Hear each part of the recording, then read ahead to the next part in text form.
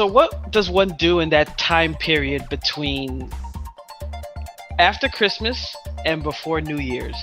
Like most people are doing like the reflecting thing. I'm doing the, oh my God, I soon got to go back to work and I still ate too much from Christmas thing, which just slows everything down. Yeah.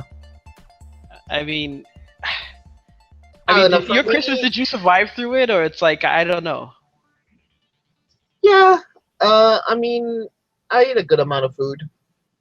But that's to be expected, you know. We're not, you know us. We're not role models. We're not conservative when it comes to the food. No, like the most fucked up part is like every time I watch some of the videos we did, or when I'm like doing the video right now, like we're using Google Plus, Google Hangouts, and like I'm just looking. I'm not even looking at Jose's face. I'm looking at how my little thumbnail looks like at the bottom, and every time I see myself, I'm like, God damn, I got fatter in every video. I'm like a chick. I'm like a fucking chick, bro. You know, as this is kind of like a recap of 2015 show for Obsolete Gamer Show, what we could do is we could put together like a time lapse of it's like, hey, look, when we're trying to be fit, and then just watch as the pounds just stack on over time. It's as if we got married and we just said, fuck it.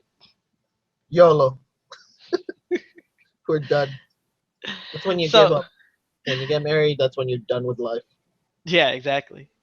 So this is Obsolete Gamer Show. We're recapping 2015 as we're about to go into 2016. I'm Jay LaRock, and I'm here with Ignacio.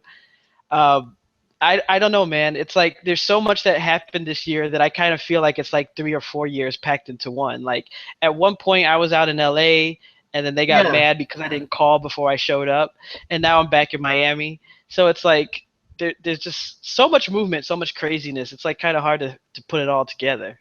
No, I know what you're talking about, because I mean, I was running a warehouse and then we got rid of it and all that shit, and it's like, holy fuck, it feels like a decade almost happened in 1 year. Yeah, I mean, I was thinking about some of the different like interviews and things and that we've done, and I you know, that's one of the coolest things about just having this show and this platform is all the different people you can talk to. But like you said, like going back and watching videos, like you notice things, like not only the mistakes you made, but like some of the things people say. And it was just funny because I was thinking when we were talking to Regina Carpinelli about Stan Lee's Kamikaze, there was a point towards the end of the video where she's like talking about like us and like fans being able to come out to see there, and I was basically saying, you know, like I don't think I'll be able to make it, and I could have sworn that like towards that end, like that when that conversation was going, it's almost sounded as if she invited me out to like specifically hang out with her. Huh? Yeah. Hey, look, if that isn't reason enough, if you were even just like a little bit thinking, come on, you got to go to this. I mean, man, I'm looking online already now about booking a flight, seeing if I can do the math so I can go out this. I mean, come on, Stan Lee's Kamikaze, come on, you got to go now. Yeah. Come on, guys. It's going to be amazing. So, and then you know what? Why don't I give you guys, if for anybody watching, if they use promo code Leia, like Princess Leia, they get 10% off on the convention on tickets. So there you go. There you go. Look at that. Look, we're dropping exclusive news, discounts, candy, Run DMC. Well, DMC at least. I mean, come on, man. Come on. Come on, man. You got to do it. Do it. It's going to be awesome. Whew, man. Well, you got to go out. Stan Lee's Kamikaze. You got to go and see that. You know, I'm going to try and do the math. I really want to go. So you should go. You should go, and you can even get a hotel. They're cheap if you buy them out through our website. There's good or fine. I'm sure you have fans out here. You could crash with a fan, or you can make it the ultimate meetup for you. Like spend the night with me. She's like, like it could be like a night if you remember or something to that effect. And I'm like, wait a minute, what? Yeah, I mean, I heard when I heard that episode, I was like. Like instead of like The Graduate, like, excuse me, Mrs. Robinson, are you trying to seduce me? I was like, oh snap! You know, I never I had don't that know. happen Maybe before. we read into shit too much. Hey, look, hey, you never know. Like next thing you know, my phone's gonna explode, and it's like, the fuck, the hell, no. It's like, hey, look, but Hey, you could hey, just look, live with that, right? I mean, we look. have the video evidence, so there's something. I don't know. Or it could be like the weird shit that happens to me because I could tell you. Um, Here's what happened to me. Okay, first thing that happened to me is the day before Christmas Eve, my bird died. Which like we were all pissed off because like we were nursing it, trying to get it better, and then it just dropped dead. The other weird thing that happened was that same day, I get a text message from like a random stranger, like a woman, but it's not even like they're saying hi, how are you, blah blah blah. Like right off the bat, they texted me like a bunch of fucking nude pictures Oh damn. of like titties and all that shit. So hey, Christmas, right? And then on top of that, like they were texting me, and it's like, hey, I don't know, all in Spanish because it's Miami, and it's like, they're like telling me, oh, I don't think this phone takes good pictures, all this shit. So I'm like, what the fuck is this shit, right? So like I'm just ignoring it, and then like because I ignored it for like I guess like 10 seconds, like they fucking outright call me, and they're like just talking to me. It's like, yeah, like I pick up.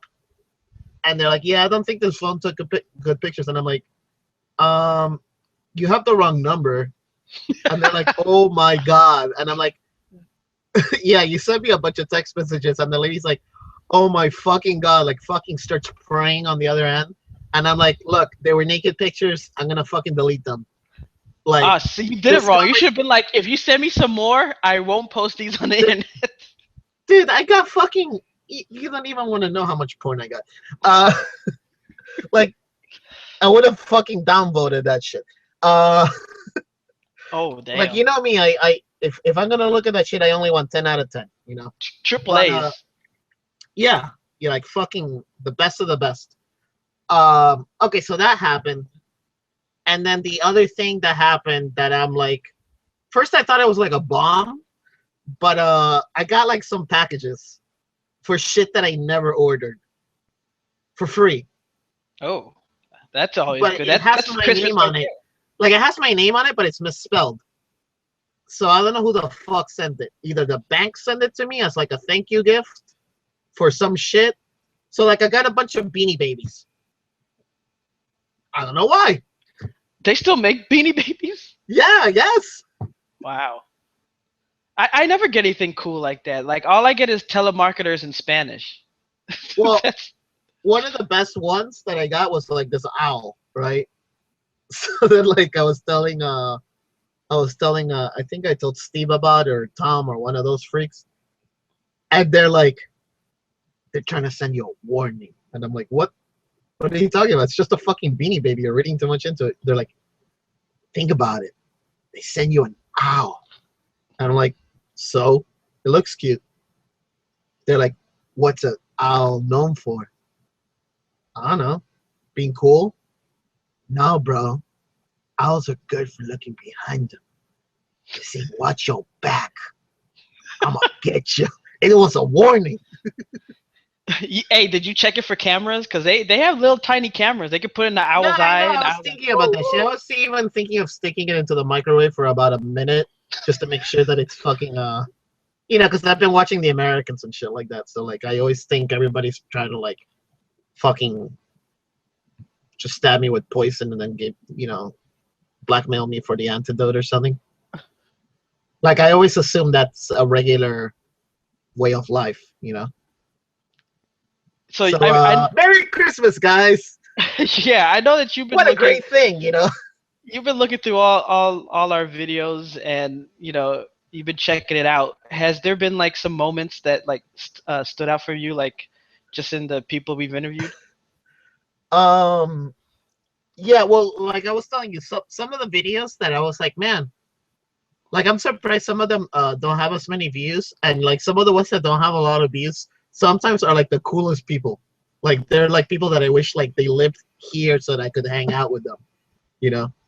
But just overall, some observations that I've made is that a lot of the time when it's more than like 3 of us, I don't know, for some reason, all the conversations that got recorded makes us all sound like a bunch of serial killers, or rapists, or like people that kill pedophiles that make it look like something else happened to them. I don't know. Like and when JB was looked like he was hiding bodies, or he was killing it's people. like every clip that's there of JB is like the most fucked up shit. Because like in one of them, he was like, like you asked him like, oh, what kind of girl that's a girl in a video game character you would like to have be your wife or your lover or some fucking shit like that. And then like, everybody else said a bunch of shit, and then he's like, yeah, whichever one you get, just make sure she likes blood. he just kept saying it like a bunch of times, and he's like drinking red wine, and he looks like a fucking vampire, and he's like, I am Vlad the Impaler. And I'm like, God damn. I'm not a PR guy, but that's gotta be not good for your image or something.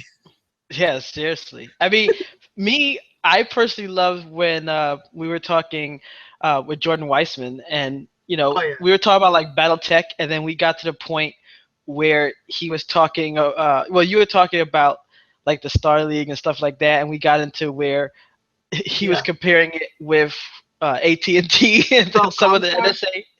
Comstar, as we were talking about the communications that go between, and one of the things that happened in the first Succession War is the communication capability started to be destroyed as part of the battles, and all of a sudden, like people realized, oh wow, we have to be able to talk to these planets, and so they all agreed to give all of the communication technology to one neutral entity. Bit of information in the universe flows through them, that there's like, we could be taking advantage of that. They're basically evil AT&T mixed with the NSA. I love your description of evil AT&T combined with the NSA, which is really saying evil, evil, evil 3 times in a row. Yeah, Comstar. The Comstar, I'm sorry, yeah. The communications company that's a fucking cult in BattleTech. Yeah, what did I say? It's evil AT&T mixed with the NSA, and he's like, yeah, that's 3 evil things altogether. So why didn't you just say they're fucking evil or something? Yeah, exactly. I mean, it's kind of great when you're able to talk to people, and then it's like, yeah, you're talking about what they're releasing, what they're working on, things like that. But then you get to the point where you're like joking around, or you ask a question, you get an answer that you're like, oh, I didn't think I was gonna get that answer. Like when I was talking to Richard Morgan, and we were talking about like not only his novels but the game book that he released for A Land Fit for Heroes. Yeah. And I get to the point where I'm like, oh, let me ask him about the art, because the art looks really cool. And I was checking out the art in the trailer, and it looks really awesome. Can you tell us a little bit about that? No, actually. I gotta say, I think that one of the best things in the world is like you ask a question, and the best answer is like, hey, do you know about this art? No. Don't even, like, that's the best thing I learned. Like, don't try and guess. Just, no, I don't really. They said to me it looks awesome. And then I'm like, so tell me about the art, and then he's like, I don't know anything about the art. I leave that to other people. It's like a fucking record scratch. Yeah, so I'm like, oh, okay. Well, yeah, I mean, we haven't said it in a while, but like, we don't fucking rehearse anything. I mean, look at us. Yeah, we don't rehearse anything at all. We kind of try to like organize it, maybe sometimes a minute right before we do the show. We don't make outlines, we don't make scripts, we don't make anything. So like sometimes if like we're talking and like we mention a thing we talked about before, it's because we're getting old, and it's like, oh yeah, I forgot to mention this. So like, yeah, we look unprofessional, but at least you know what it's like to hang out with us. Yeah, you end up with those organic moments where it's just, you probably wouldn't have gotten the answer or the response if you've done things differently. However, sometimes you can mess up you know, when you're trying to just be off the cuff, like when I was talking about the Gabriel Knight, and then it's like, Oh God. oh my God, that was terrible. Did you Did you play the game? You know, back in the day, it came out like in I think 1993. Did you play it back then? Did I play it? Yeah. Well, I was the original designer and creative director on it, so I must have played it about 1,000,000 times before it actually released. Well, strangely enough, a lot of people like don't actually play stuff that they work on. I've had people tell me that, you know, they've worked on games, but besides testing, you know, they didn't really like, you know, play it because, hey, you know, it was just work for them. So it's like a disconnect.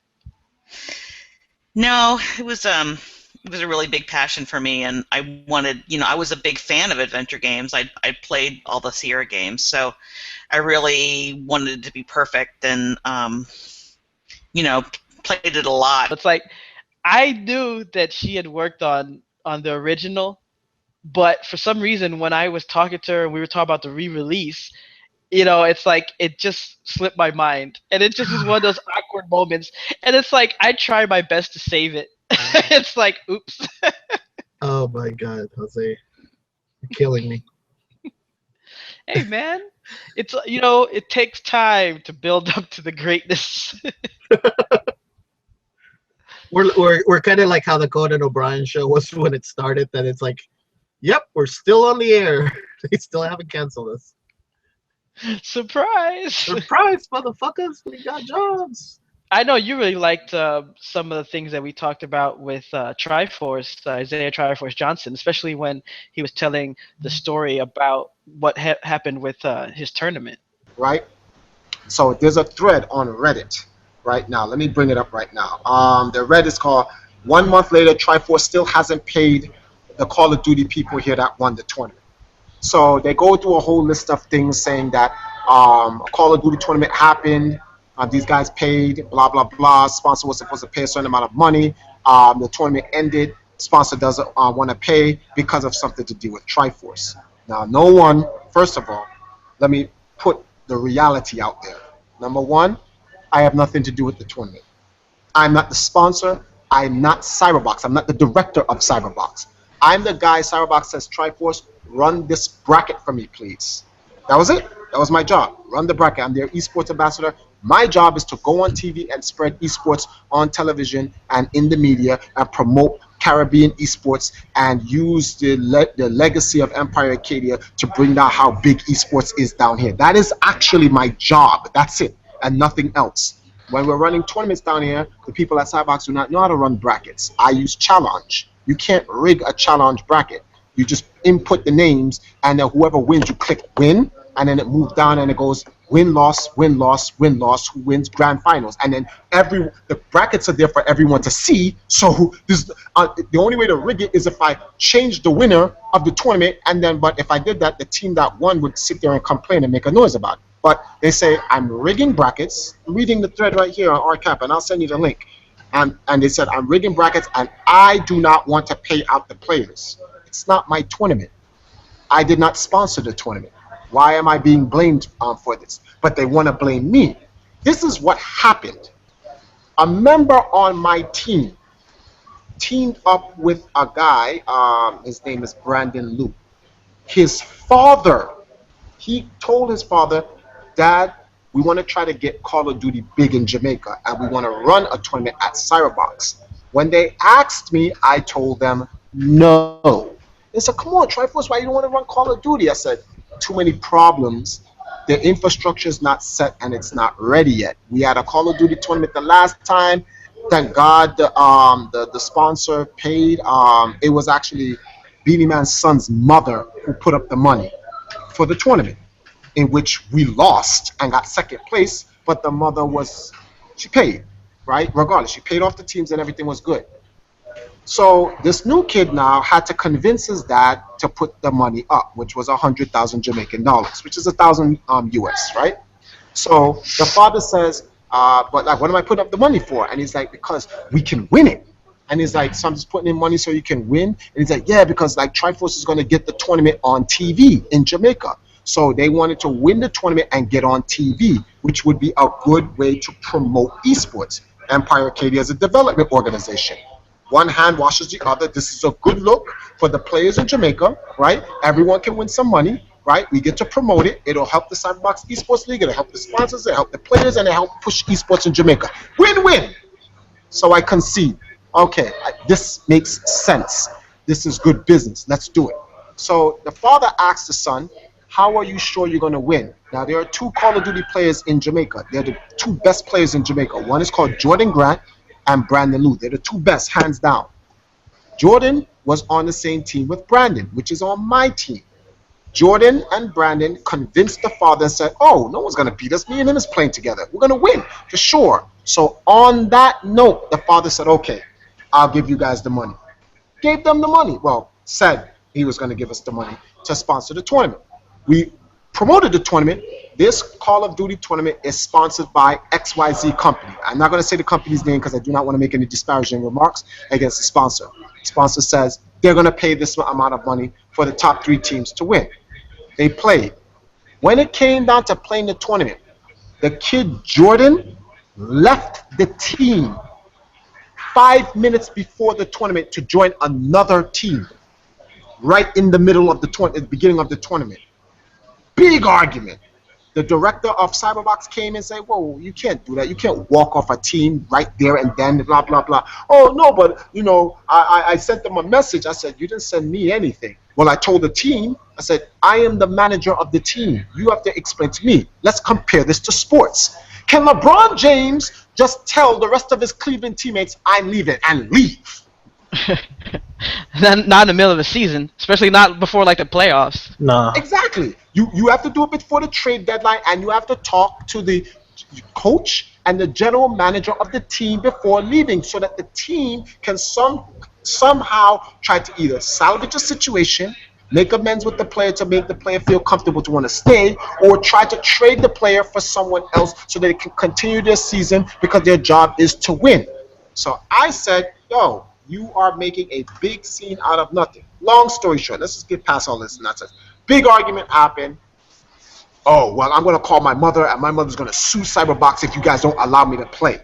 So now we're being blackmailed by a 14-year-old kid, which is, let's go back to Triforce's original point, why I never wanted to do the Call of Duty tournament to begin with. So I'm looking at the director, I said, see, this is why I didn't want to do this, because these kids. So anyway, the mother's on the phone, blah, blah, one bag of legal argument and the whole nine. So I said to the director, it's fine. Let him go on to the other team. I don't care. He can leave Empire Arcadia.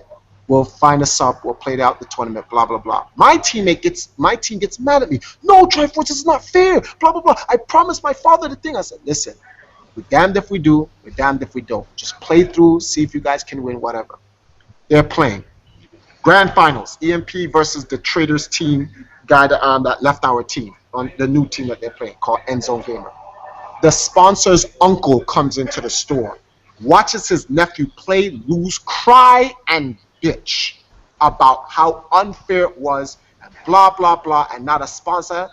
You can see in his face, he don't like what just happened to his family member. Uh-oh, we got a big problem here. So, at the end of the tournament, I looked at Jordan and said, you just created a firestorm for no reason. You know what the kid said to me? So? But what were we expecting from a 14-year-old kid? Of course he's going to say so. He don't care. What are we going to do? Sue him? Nothing's going to happen to him.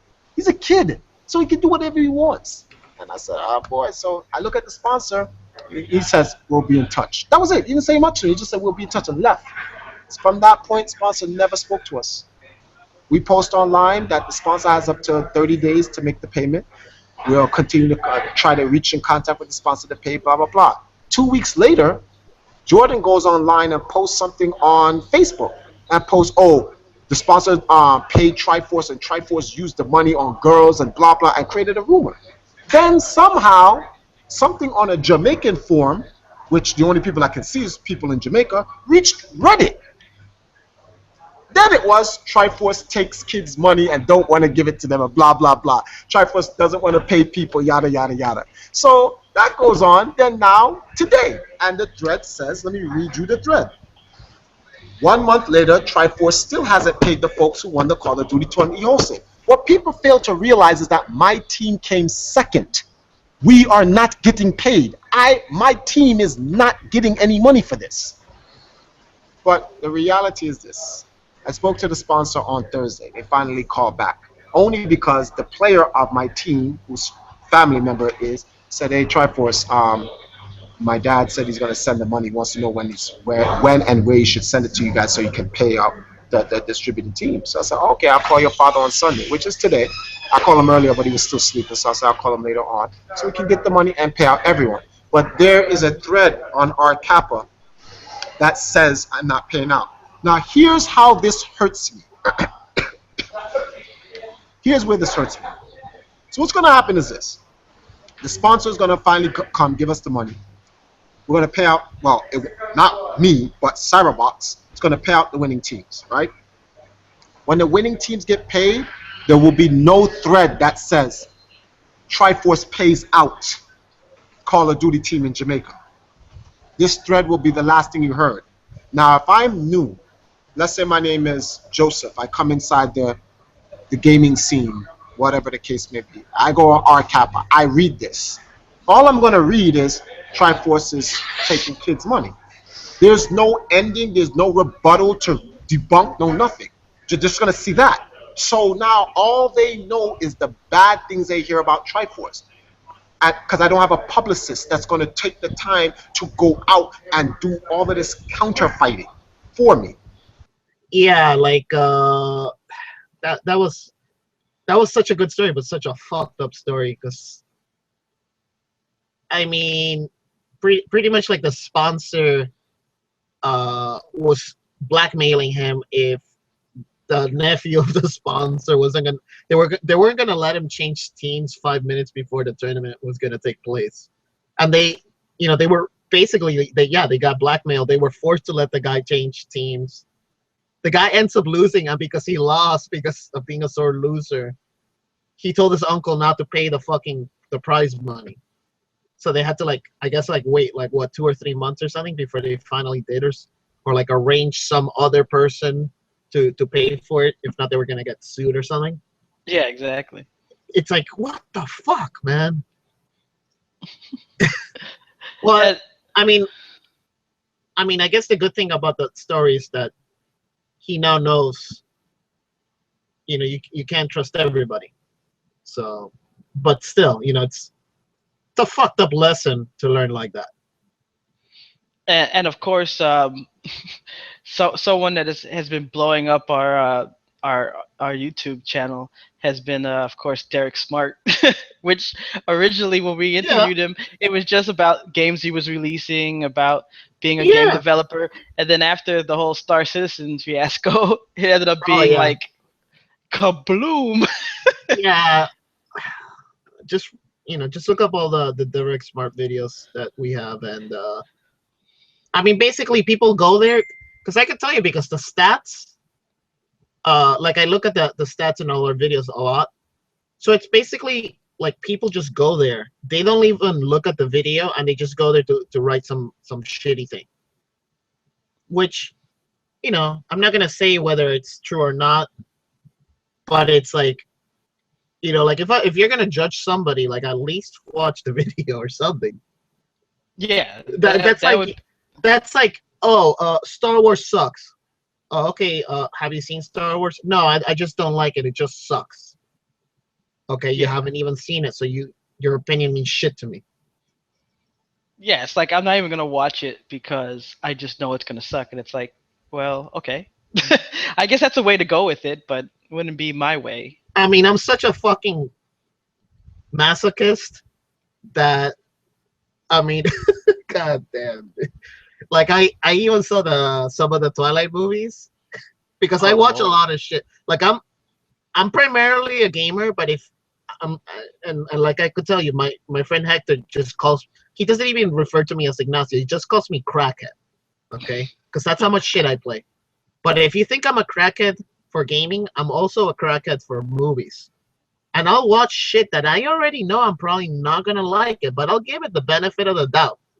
And a lot of the time, well, not a lot of the time, but sometimes I'm surprised because I actually like something that I thought was gonna be awful. Like Twilight wasn't one of those, was it? no, but I was gonna mention. Yeah, I I watched like the first two movies, and I was like, hey, I gave it a chance. It was awful, just like I thought it was gonna be. But I went in, with a blank slate. And when it's like a fucking scene where the guy and the girl are just laying down on like on like grass and they're just staring up at the sky and there's no dialogue, I'm like, this is like dead air. Like on the radio, it's like there's nothing happening. This is the scene where you turn off the movie, basically. Or I guess you're supposed to be making out with the chick that you brought there, but she's probably so into like the bare-chested werewolves and vampires that she looks at you and now she's like, yeah, I don't like you anymore, so we're not going to be making out. Wait, is this show PG-13 or? I was gonna say what I would have been doing, but we're never PG-13. Maybe some interviews we'll tone it down. Okay, I'll put it in a nice way. That's the moment, because look, if think about it, you said that's when you would be making out with her, but she actually wants to watch the movie. You're just there because you're gonna want to try to get laid later. Exactly. That's the moment, because think about it. That's the moment when you molest her, basically. With permission. That's a nice way to put it. Basically. With permission of remolestation. Because she doesn't need her eyes for that. Like, she could just keep watching the movie, and it would actually be better for her, maybe. Twilight's a great place to get you. She's looking at whatever. What's his name? Edgar. Whatever that guy's name is. The guy with the weird hair. Yeah, so while you're doing stuff. Okay, anyways, this is a gaming channel. Back to gaming. God damn, dude. However, if you ever want to meet MILFs, I mean, man, when I went to the theater when they were showing that, oh yeah, you see all the middle-aged women come out. It's like creepy.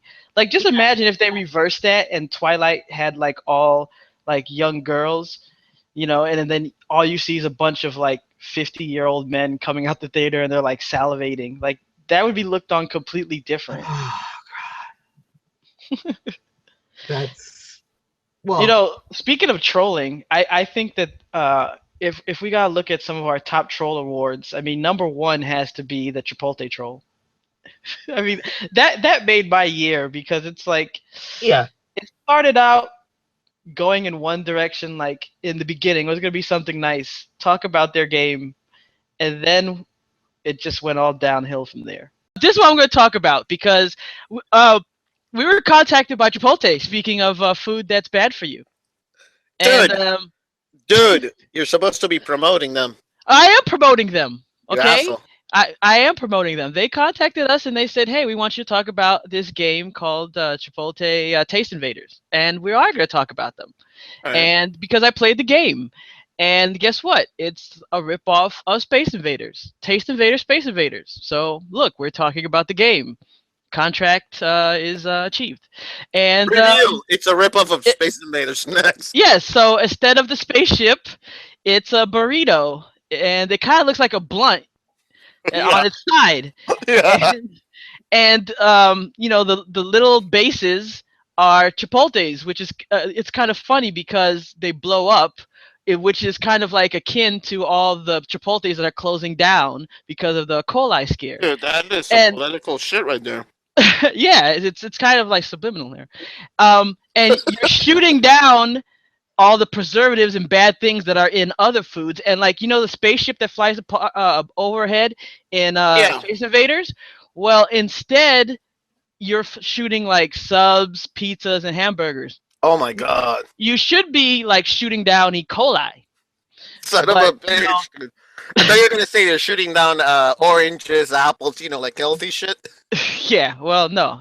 So now, See, I was ignorant because when I first received this, I was just like, oh, okay. Because and here's the funny thing. They were like, hey, so review this and I'll send you, they'll send us these coupons for You burritos. And I was fucking like, ass. I like Chipotle. I was like, that's good. I I don't I like don't need Chipotle and I like trollings. right. I was like, I don't need any Chipotle away. I'm cool with it. So I was Oh like, god. sure. I don't mind knockoffs. So I was like, sure, it's a Space Invaders knockoff. But that's cool. I understand it. So look, first just check out this gameplay real quick.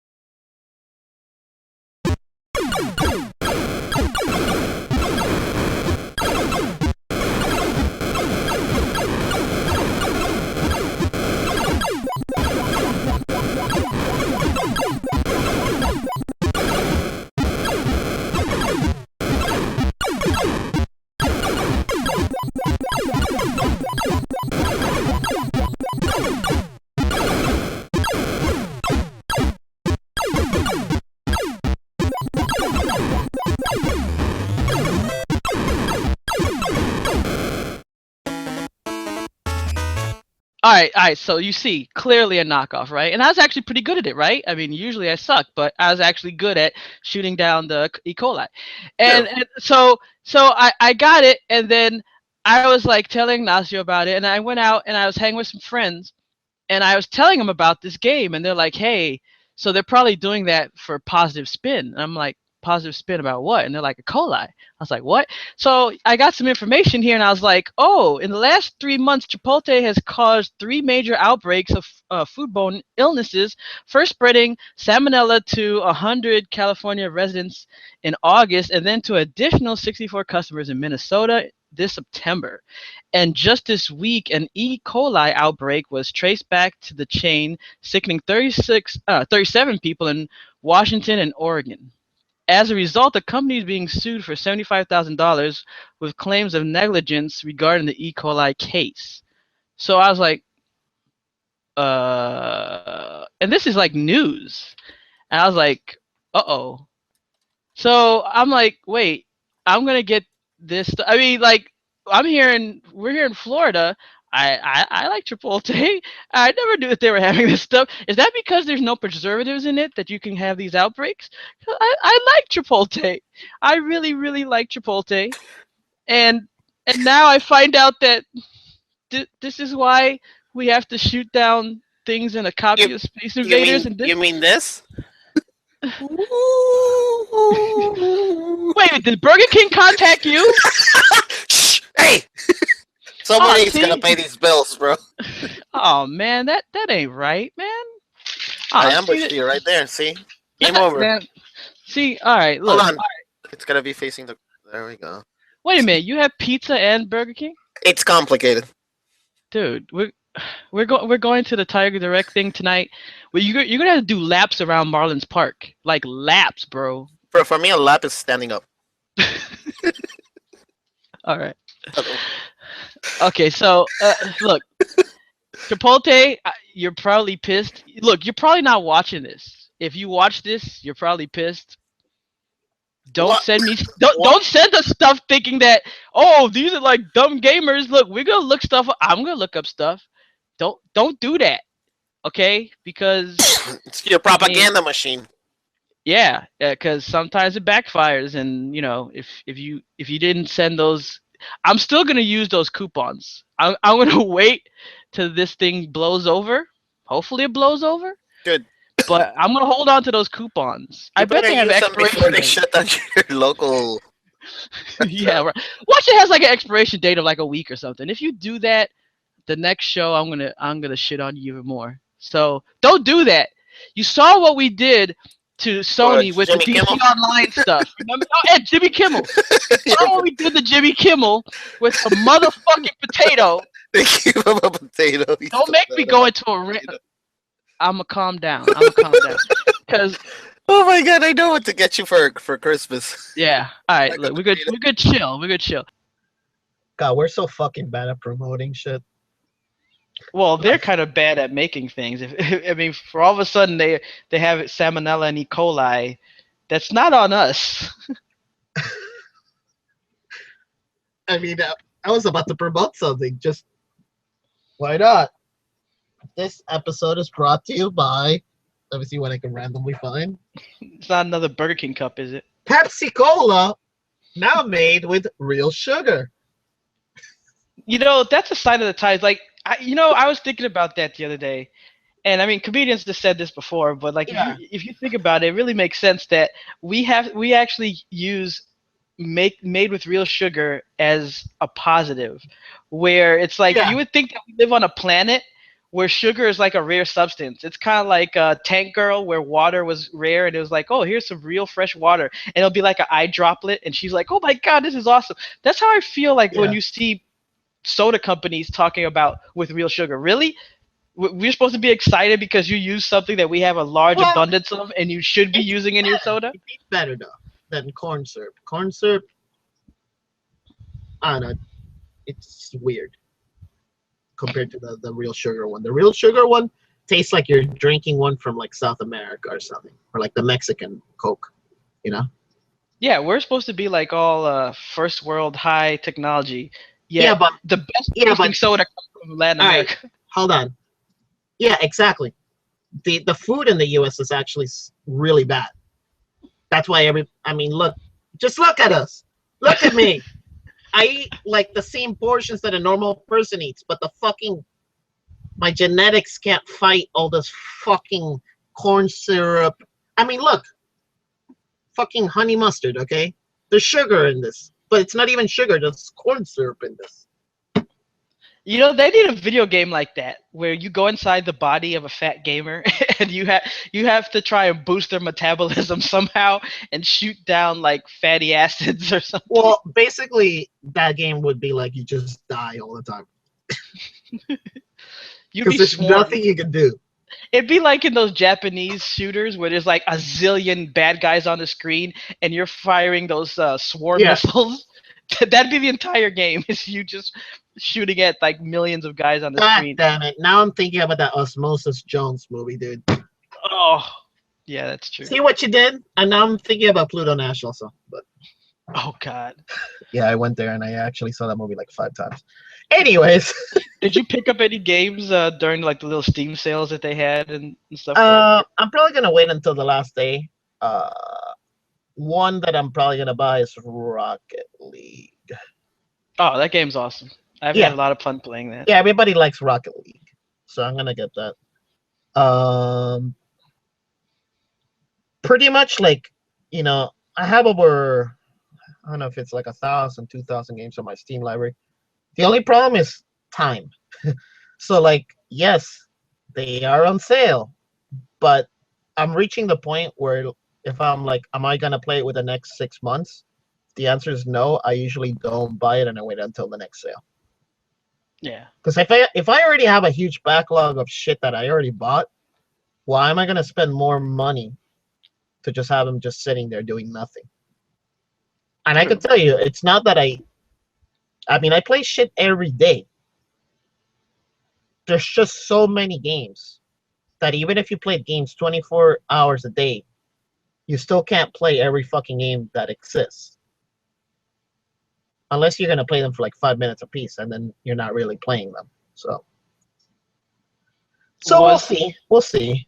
In 2015 overall, was there like, what would be like your top games that you enjoyed? Surprisingly, probably World of Warships.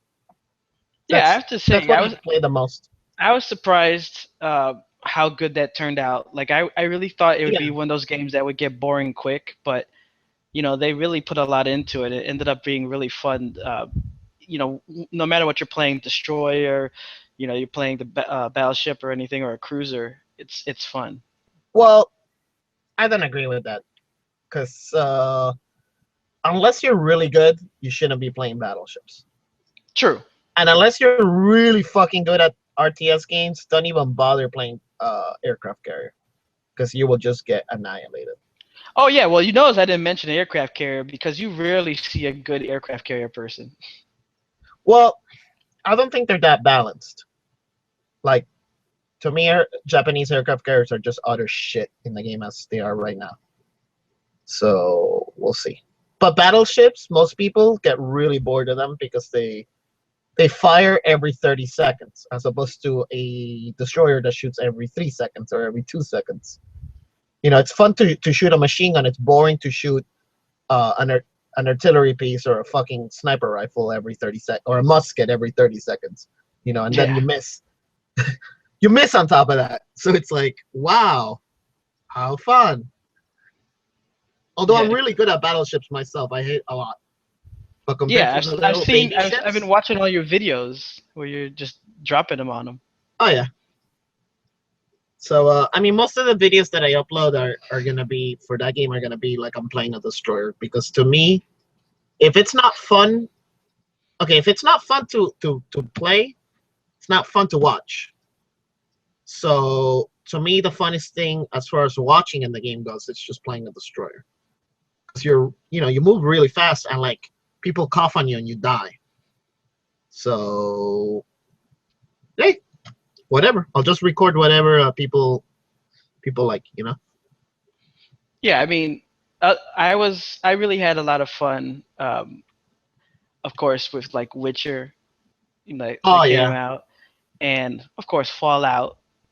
But I Yeah. also even had fun with like the last Batman. I mean, even though it had problems as far as some PC gamers had, but You mean overall, all I the thought it PC was. gamers had it? Had Well, problems yeah. with it. I They mean, refunded them. I didn't really have that. Well, I didn't really notice a problem with mine, and there were some people that said I didn't notice any, but there were definitely issues with it. But overall, I liked the game. I mean, Yeah. I thought that there should have probably been more actual fights with the Arkham Knight instead of just fighting him always in a car. Like that's Yeah. just not Batman. Like even like there really isn't no version of Batman where he's just using the car so much, except maybe like in the Dark Knight Returns series when he has like that tank. That's about the only time where he really uses the car a Oh lot. yeah, the tank was fucking amazing in that cartoon. Yeah. But here it's like they really wanted to push you using the car, and it was fun, but just especially the final battle. You're driving around fighting this guy that has like unlimited missiles and it can rip your Batmobile apart. It just I don't know. But still Yeah. overall I enjoyed the game a lot. Um, I mean, lately also, I play here and there Star Wars Battlefront. Uh, People kind of hate it. It's all right. I mean, probably nobody's gonna remember it from 2 years from now, but it's not too bad. Um, and having played both games, I actually ended up liking Witcher 3 more than I like Fallout 4. Even though the Fallout universe is pretty cool, Yeah. I thought Witcher 3 was more like a real. It had more real consequences. Like you could be a fucking asshole in that one if you wanted to be. For the most part, it's like a linear storyline in Fallout 4. So for me, that kind of defeats the purpose of an RPG. Yeah, Like, I also finally got to play Life is Strange. I played episode 1, yeah, and that game's pretty interesting. Like at first when I saw it, because I didn't read anything about it before, like I didn't really want to get spoiled with it, and I know that they already have like the 4 episodes and stuff out. yeah, But when I first saw it, I was like, "Is this like a teen drama?" I was like, "What is this?" And then next thing you know, like it kicks in with the time reversal aspect, and I was like, "Okay, this is cool." And I've always said I was a fan of games where it's like a movie, like Heavy Rain and stuff like that. And even oh before that, yeah, there were games that followed it where, yeah, you had actions to do, but a lot of times you were kind of like playing an interactive movie. And I yeah, have to say it is really well done. Like, of course, after playing it, I went back and read more about it, and I see the accolades of what people liked, and it's like, okay, this definitely deserves to be up there in the top 10, top 20 games of 2015. Yeah, the other one that I forgot to mention that I was pretty impressed by was actually the Game of Thrones Telltale Games game that the final chapter for it came out this year. Um, Probably one of the hardest of the Telltale games. God damn it, that's a tongue twister. Telltale games. Telltale games. Telltale games. There you No, go. you're gonna summon something. Like Ash versus Evil Dead or something. That was a really well made game. I recommend everybody play it, especially if you like that show and those books. It assumes you know what the fuck's already going on in Game of Thrones before you start playing it, and it doesn't bother to educate you if you don't. So good luck, guys. I like You that don't. though, because you have to assume that Yeah, it's fans. Because I mean, yeah, would yeah. you really want to play a game like Game of Thrones where you're actually playing like an episode if you know nothing? I mean, I'm sure there's maybe a few people that would be like, "Oh, this looks interesting," and they'll try it out. But I don't know, like those type of games, like same thing with their other ones, like Back to the Future and Walking Dead. Yeah, It's like you have to at least, I think, have knowledge and have liked those films or TV series, and then you say, okay, wow, I get to play an episode and yeah, it's unique and brand new. Okay, I'm all in. yeah, exactly. Um, I mean, that one's really good. Also, Wolf Among Us is really good. Yeah, I really enjoyed the Borderlands one. That one is probably the funniest game I've played in a very long time. yeah. Tales of Burrow's Land was great. It's so fucking funny, dude. Like the troll, there's so many memorable troll parts in that game. Like especially with the robot and all that shit. But I mean, yeah, I played almost all the other games. I don't know. The only one that I was kind of disappointed with was the Mad Max game. I was kind of pissed off I bought that because it was so short. I also played Tom Clancy's Rainbow Six Siege, and Oh, that's cool. that's the new one, the Yeah, newest one. and it reminded me of the old Rainbow Six mixed with kind of like a Counter Strike. Yeah, Maybe some people will hate that, but it kind of got me in the same mindset. Not so much the Counter Strike where you're running around, jumping around like an idiot, but more where you have the tactical strategy element to it. And of course, with Rainbow Six, it's like they try to be more realistic. Like you take one or two bullets, that's it. You're not sitting there. oh yeah, I like that. I like that. But I mean, I kind of like the team-based tactical, strategy games like that. And Rainbow Six has always been one of those titles that was able to capture that, even way back in the day when I was playing it, like early 2000s and stuff like that. Of course, you have to worry about your teammates not being asshats, which you're more likely to run into nowadays. But Yeah, overall, I thought it was a good addition to the Rainbow Six series. I didn't play that, but the last time I played a Rainbow Six game, I played the Las Vegas one. I think 1 and 2, and they were pretty amazing. But what's it called? Another thing I've been playing is Armored Warfare, which is pretty much takes all the best parts of World of Tanks and just World of Tanks tiers 20 to 30 is how I see it. I don't know. And the other game that I'm just gonna tell you that I'm playing it because I can't really talk about is Crossout, and that's basically made by the same people who make War Thunder, except that you make cars with like weapons on them, like miniguns and shit, and like you just shoot each other, and there's like objectives like capture the flag or cap the base, and then like kill or like get the most kills or something. So it's kind of neat because it's like you kill, you get parts, you get salvage, and then you can modify your vehicle. So you can have like like a pickup truck or like a car with like. So I don't know. It's the closest thing that I have left to my old favorite game out also, basically. So I can't really talk about it too much because it's an alpha. So yeah. I don't want them to ban me or something. But I found the game kind of easy because I just win all the time. So, I'm either really good at it or Everybody else is terrible at it. And even though I don't really play much console games, being able to get a chance to play, I mean, not a lot, but for instance, when we got to play Until Dawn, that was pretty cool just Yeah. because of the type of storytelling of and the mystery element and stuff like that. I thought that was cool. I mean, it kind of had like that Scream movie type feel to Yeah, it. yeah. It had the Um, same feeling as that yeah, movie. and like Mario Maker, like I saw that and just how many crazy levels you can put together on that. And I've been watching some of the YouTube videos of people who've created like incredible, Mario based levels that, I mean, some are just fun where you play it and you're like, wow, this is really put together, and others Yeah. incredibly hard to beat.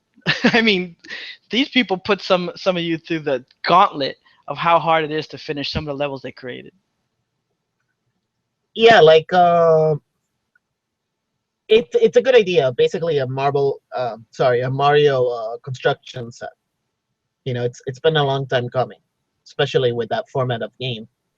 It's really creative. It's almost like, I don't know. I would say it's like Mario's version of Little Big Planet.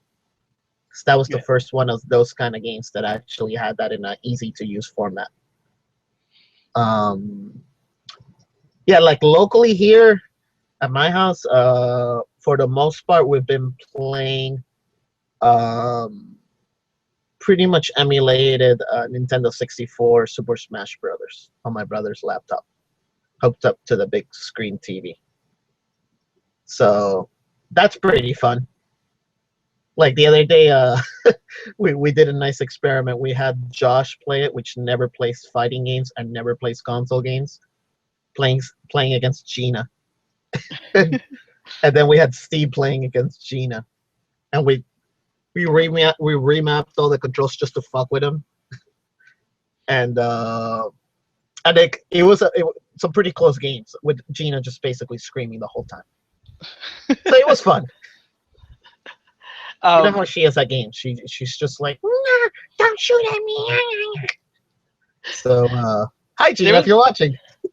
There's a lot of interesting like things that happened in 2015 as well, just in the gaming world in general. Like for instance, I was looking just overall at the different news stories and stuff, and like for instance, Zombie Studios, they shut down this year, like Yeah. at the beginning of the year, and they created like the Spec Ops series and stuff like that, and I was like, man, I remember like getting the gamer profile for those guys and like how cool that was.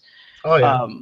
Also, like Sony Online Entertainment, it's like Sony sold that, to Columbia Nova, and they renamed it to Daybreak Game Company. And it's like, man, Sony Online Entertainment at one time was like the shit. Oh yeah, of course. And it's like, wow. Well, even League of Legends got bought out by some Chinese company. Riot Games got bought out by some Chinese company, so we'll see what happens to that. I mean, the other thing I would tell you that what was in the news the other day, that some of the billionaires are now noticing that they're gonna be able to start making some good money off esports. Yeah. So, I mean, that's probably gonna change the entire esports scene in the next year or two. Like, it's gonna become something else. I mean, you were talking about the other day, weren't they gonna already start showing some of these professional games on stuff like CNN or ESPN? Yeah. So, I mean, that's already a sign of the times. And I mean, it's kind of funny because if you look back at the 80s, there were TV shows, like sometimes like cable access shows and stuff like that. I don't remember what's the name of it, but you made like an article on our website about it. Oh, like Star Siege? Is that what it was called? The one that it was a no. bunch of arcade champions and they would fight each other for it was like a contest, like a game show. You know what I'm talking about? Yeah. I think I have the name wrong on Star. I could look that up. But yeah, I remember that show having it which you would compete. And there was another one where you would Yeah, have like three, I think it was three gamers, and they would play like a game, like let's say Mario, and whoever got the highest score yeah, would then be able to run through like a little shopping area and yeah, grab like exactly, the games they want. exactly. So I mean, there were already shows like that in the 80s, and then I remember there being like, here and there, maybe like some local cable access things, shows where people are like either promoting a computer or they're promoting a game, or they're like, oh look, here's like I remember there was even like back in Argentina in the 80s, there was a show like that, and they're like, oh, we're gonna be playing this new game that just came out, Time Pilot. I don't know if Yeah. you remember the arcade game with Time Pilot. Oh hell But yeah, I they would love just that. show that shit for like 5 minutes and they just talking about it. And this is in the 80s, and then it's like, for like the longest time, it's like, oh, video games are a fad. Like, why would you ever put that on the air? And now look what's coming now. Yeah, Starcade, that's what it was called. Starcade. Yeah, that's it. That's it. So like, who knows? We're gonna have stuff coming back on the air on TV, even though like now it's like it's almost as like, who gives a shit about the TV? TV is long gone almost. It's Yeah, like and we're in like the age of video streaming. yeah, I mean, you even see in media, like for instance, like Joystick, the video game critic was shut down, and it's like Yeah, part of Engadget now.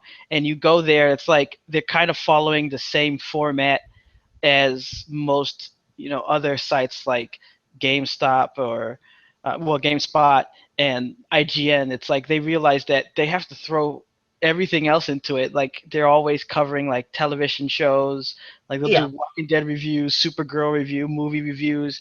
And it's funny because you'll see the comments of all these people complaining about, oh, why you're not covering more games? Why are you covering these? But they have like 3, 4, 500 comments for every TV show. So it's like, really, why should they make any change? Well, oh, yeah. On top of that, um, it's almost kind of like the same problems that we are facing on our main website.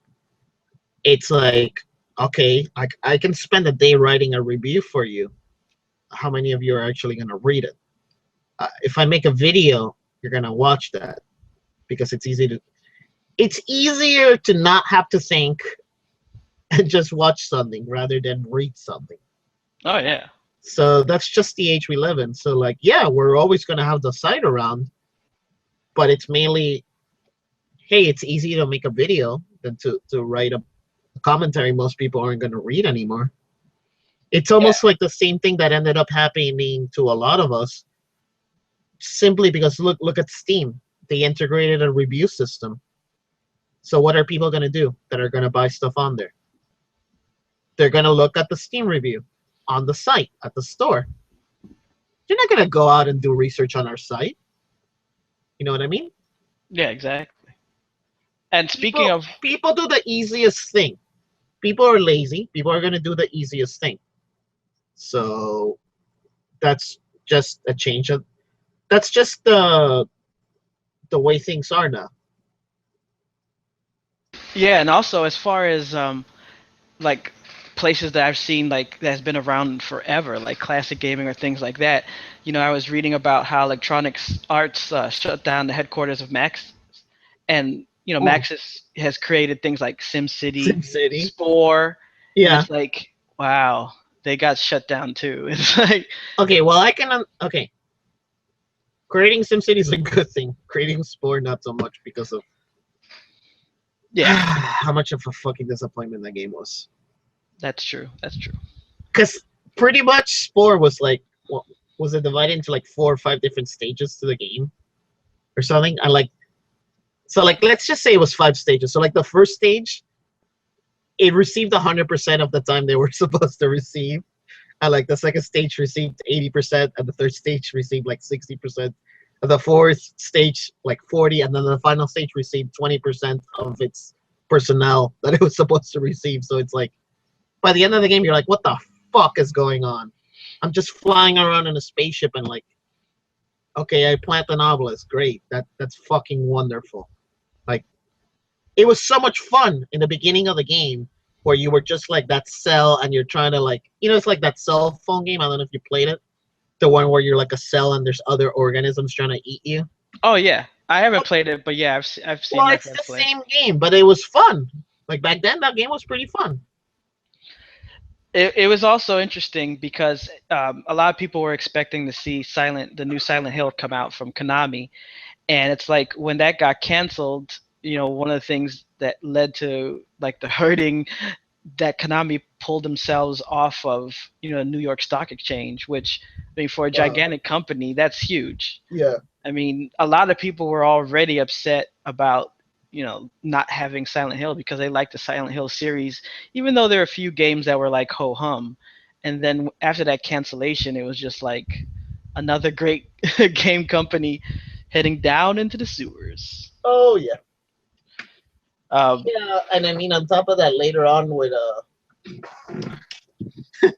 with Kojima. yeah, exactly. Yeah, what a great year for them. Yeah. Well, Another person that kind of bit the dust. I remember when we were at E3 back in 2011 and we saw On Live, and that was where you could stream like oh yeah, games and online, yeah. stuff. Yeah, so they in 2015 also discontinued, and all their assets were sold to Sony God damn it, like Sony that. Computer Entertainment. That's kind of like the sad part about our site is that it's like we interview a lot of people and a lot of different companies, and it's sad later when I find stuff that's like gone. Like I mean, I remember I spent a bunch of time reviewing the Wargaming PC's computer that they had sent me to review. Dude, and that system was great, but it's like, it was a small company. It was like two guys and maybe like a third guy, and it's like, they just had bad timing. They went out of business like maybe I think 2 or 3 years ago. But it's sad. I mean, I talked on the phone with them quite a bit, and it's like fuck, man. Like I feel bad for everybody that it's almost like seeing a friend die when you see a company that people have just go out of business. Yeah, and we also had people who left, big name companies. Like we had Chris Avalone, co-founder of Obsidian Entertainment, depart from the company.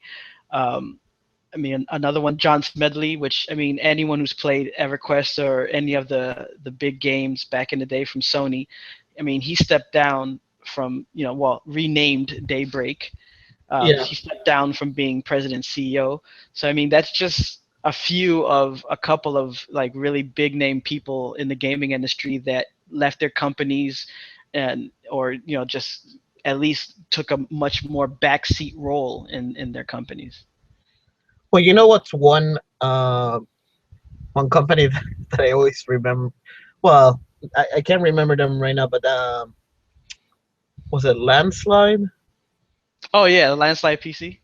Yeah, the one that had like an orange logo. Yeah, that's Landslide PC. Yeah. Yeah, because like we have that backpack that they had sent us that we reviewed, and it's like Gino always uses it. So like whenever I see it, I'm like, just a reminder. Yeah, I mean, most of the time also you had like Microsoft buying up game companies and merging it into one, and you saw that same thing with EA and stuff like that. And it was interesting to see Twisted Pixel Games separated from Microsoft and became like an independent studio again. So I mean, we also had the rise of a lot of independent games, as you've seen on our shows, Beyond the Game trailer, and we profile a lot of people who've done independent gaming. And it's kind of interesting, especially with like Steam Greenlight, and you have all these other places where you can release independent games, and you have like Humble Bundle where you can have your games profiled, and a lot of great websites too that in the gaming is actually viable. And people are like, you know what? I don't want to be part of the corporate drone machine. I want to go off and be what I originally started out to be, my own little independent studio. Yeah. I mean, look, hey, one thing that I could tell you just from experience and from knowing a lot about business is that a lot of the time, a lot of companies, the reason why they go out of business sometimes is that, let's say you're good at making stuff really cheap, right? So, you make stuff really cheap, you sell it, you make a good profit margin. Since you're banking all that money, eventually there reaches a point where you're like, okay, we got to expand the company, right? So that's the natural step that most people take. Now, the problem is sometimes when you expand your company, um, whether it be hiring more people, or let's say you were just renting before, or like renting for really cheap, but now you own a building and you have to pay the taxes on that building. Anything could happen, like an employee could fall down and sue you or something like that.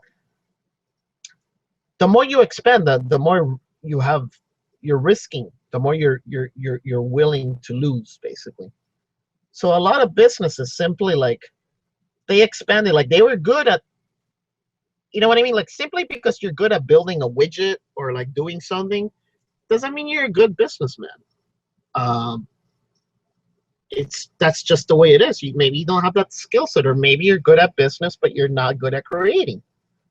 That's why there are people that are good managers, and there are people, but that manager might not know how to like build a computer, or might not know how to write a piece of software, or might not be able to contribute any good feedback regarding a creative project. They might be just good at managing people, and just because they're good at managing people doesn't mean they're good at paying their bills on time, making a decision whether, oh, should we buy an extra truck for the company? Oh no. you know but if you bought that extra truck and you didn't need it, now that's money you could have spent maybe hiring that one talented guy you needed to make the next big game or something. Yeah. So that's just, I mean, I could tell you from game companies, from movie studios, a lot of the time it's, they were good at making a specific kind of thing. Like, oh, we can make a ton of small games that make this guaranteed profit margin. Okay, let's make a big game. We've never done one before. That's it. that's that that that should be like their final words that says on their tombstone, basically. Hey, I'm not Yeah. good at doing this. Let's do this, but we're gonna risk everything. Yeah, A you lot of we've the time, definitely that's what ends up happening. we've definitely ran into managers and people who got the title and they definitely didn't deserve to have it. It was like, man, and sometimes Yeah, you're pushed into it too because you're really good at whatever you're doing, but they'll tell you, hey, if you want to raise or if you want to move up in a company, you have to go into this new position, even if you don't want to, or you don't have maybe the great skill sets for it. Whereas maybe if they just let you stay where you are, if you're doing a good job and you're not just milking the clock, you'd be a really yeah, great asset. But they push you into something that you can't do or you're not ready for, and then it messes things up. And you and I have both been witness to that. yeah, of course. Like I know back it. in Alien, where you remember, like, I used to chat with 5 customers doing tech support at the same time, and I would take one new technical chat every minute for every hour that I was there. And they're like, "Wow, you're really good at this. We want to put you on the phone." And I'm like, "What the fuck does that have to do with multitasking on chat? Nothing." Then I'm just dealing with one guy. So, on the phone, I'll spend 50 minutes maybe with a guy dealing with one technical issue. Yeah, I could have resolved, I don't know, how much would that be? Like 90 customers' problems in the same amount of time.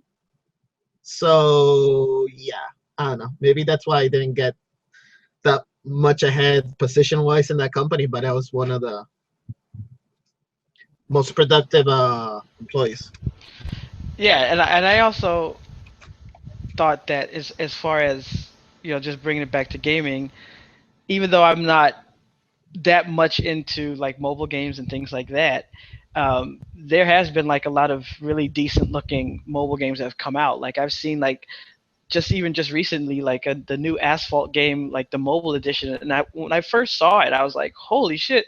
This looks like something on the computer, and it's like, oh, it's on mobile, and I'm like, what? And I Yeah, know that you've been having fun with the Marvel game. yeah, I play Marvel Contest of Champions, and it's I'm surprised how good it looks like for a little cell phone game. Because it literally looks like, dude, I don't know, like a PlayStation 2 game or PlayStation, like an early PlayStation 3 game or like a late PlayStation 2 game.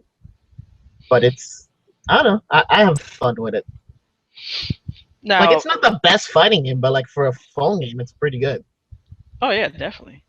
Um, Now, of course, in 2015, we also moved our YouTube channel, and of course, with that, you know what happens when you make a move because of a Google mistake, that we lost subscribers and things like that. But the good thing about it was being able to rebuild the channel and put things together where in a way that we really want to put together, and we really appreciate the support of all the fans who have come and subscribed again, liked our videos, comment, and of course we always ask for more because sure, it's great talking about games, it's great interviewing all these people, but having interaction with the people who watch the videos, whether they love them or they don't think they're that great, still we know it's the internet, and having that feedback is important. So we thank you for all the support, but we also ask that you continue telling us what we're doing wrong and telling us what we're doing right. Yeah, exactly. And if you like what you see, share it as much as you can without spamming the shit out of everywhere like I do sometimes. Yeah. And of course, we have all our links. We're on social media, Twitter, Facebook, stuff like that. So, I mean, interaction, of course, on the main website, ObsoleteGamer.com. We always, look for that feedback. But I mean, overall, I gotta say, it was a great year. I originally thought it was going to be like a split thing, Obsolete Gamer East Coast and West Coast, but I don't know, man. I came back to Miami, and it's just better to do it where it all started down here, along with the companies like Alienware Origin. We all have those ties to that, and also what we're trying to do just in Miami. We're building up the gaming scene. So I think overall, it's been a good year for Obsolete Gamer. Well, yeah, I mean, on top of that, not only that, but we're because we know people basically from all around the world, so we have friends in other cities. So if there's any events in those areas that might be worth covering, we're gonna send those people there on behalf of Obsolete Gamer. Um, so if you see like a video from like a new person all of a sudden, that's basically it. So keep an eye out for that. Oh yeah, and we're of course going to be bringing a whole bunch of new interviews, different segments, and things that we have all set up for 2016. So I mean, keep locked to the channel, and because we're not slowing down. I mean, we've talked about different sites and media people that have either quit or merged or whatever, but nope, Obsolete Gamer is just going to keep on growing because we don't got really much else to do. So Well, we have shit to do, but it's like this is one of the main things we like to do. yeah. So fuck it. We're not gonna stop doing it. Which is, Exactly. like I felt kind of because every time I see a thing that I like, that helps stuff that I'm a fan of. I mean, look, Joystick technically was like a competitor of ours, right? I wasn't happy when they were gone. You know what I mean? If they help, Yeah. if they help a hobby that I like, it saddens me when I see them leave. And even if you could say they were a direct competitor, like, you know what I mean? It sucks because it takes away from the entire kind of like the industry, kind of like the culture. So Yeah, that's just especially if, the if cycle it of life, basically. Stuff will die. yeah, especially when they do good work. Like I know, like when we interviewed Life Spiller, his YouTube channel, he was Yeah, considering shutting down after all the changes with the YouTube and things like that. And a lot of people yeah, felt like it's not even worth it to continue doing it since a lot of people are only looking at the gigantic sites or they're just going to whatever is mainstream. But it's one of those things where it's a mixture of you just have to love what you're doing, and it's also a mixture of you got to keep trying because you don't want to become just like everyone else. So you got to keep pushing through regardless of the trials and tribulations that you come across. Well, yeah. I mean, also a lot of stuff. Uh, you can't expect it to yield. It's the opposite of what we see a lot of in this country.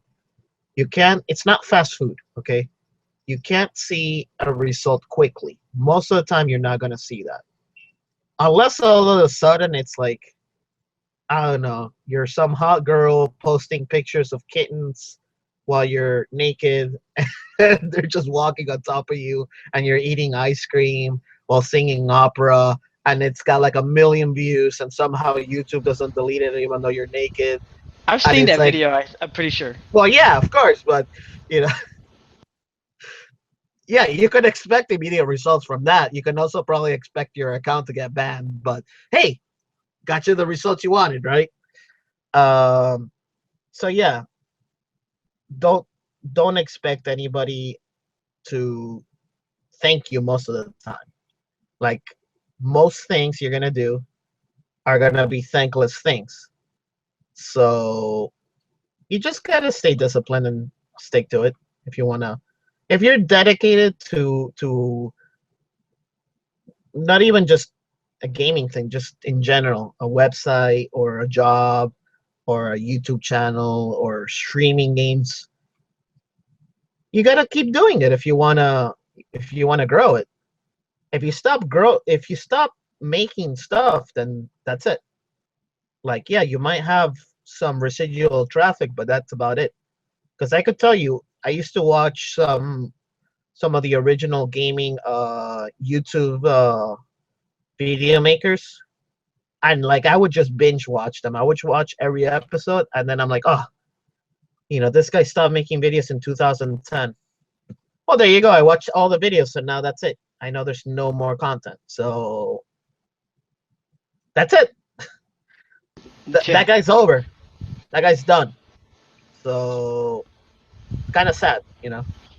Well, we definitely aren't going to be done. We're going to keep on going and pushing into 2016. So, I mean, we're going to take a little time to enjoy the New Year's, but after that, it's back to work.